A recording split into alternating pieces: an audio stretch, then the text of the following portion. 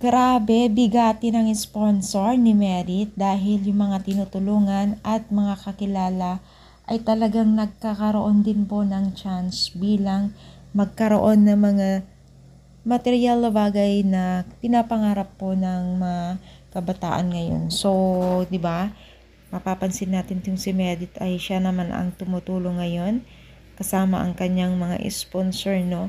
So, isang kabataan na naman po ang natulungan para sa mga pinapangarap po ng mga kabataan na gadget na iPhone. Grabe, no? So, talagang nagpapasalamat po sa itong si Hana sa kanyang new phone dahil nga po sa mga sponsor ng Merit. At syempre, sana nga tuloy-tuloy pa yung pagtulong po ng sponsor ni Merit at tulungan sila. Grabe, layo na rin po ng narating ni Merit, no?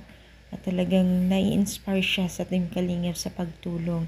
At tuloy-tuloy na po ito kasi kung noon siya ang vlog, ngayon naman po siya nag-i-interview at nag-vlog. So maraming natuwa sa kanyang mga achievement o sa pagtulong din ng kanyang kaparehas na kabataan.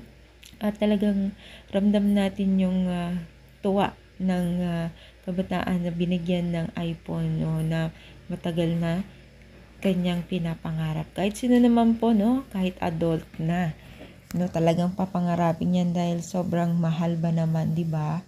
So, sana nga tuloy-tuloy din po ang pag-support natin at panonood kay Merit para mas malaki pa yung chance niya na magkaroon ng kanyang pinaka asam-asam na pagtulong, di ba?